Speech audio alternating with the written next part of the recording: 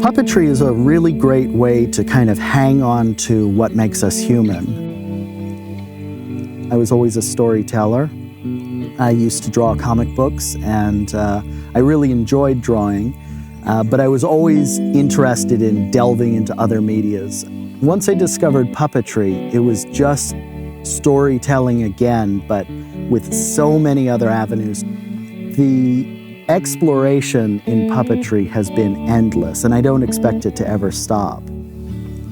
By the time a puppet ends up in a show, it's usually got between 70 and 120 hours of work put into it. And in this show, we have 11 puppets, some of them the most complicated puppets that I've ever built in my life.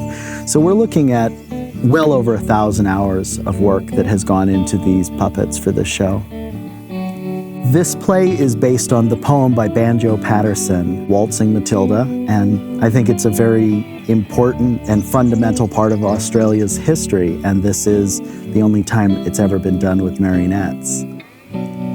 So the show was presented at Bridgeward Grove Farm Gate in Gornong, just outside of Bendigo in central Victoria.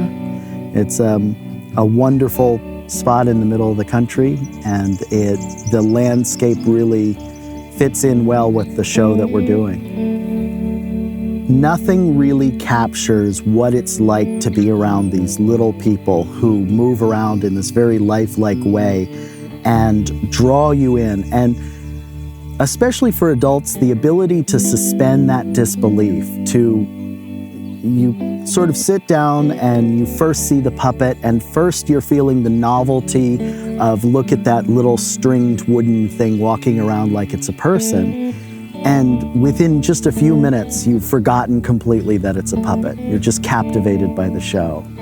There's so much beauty in the handcrafted elements and the painted stage and handmade costumes and everything else. So I think people will walk away with a really dear experience.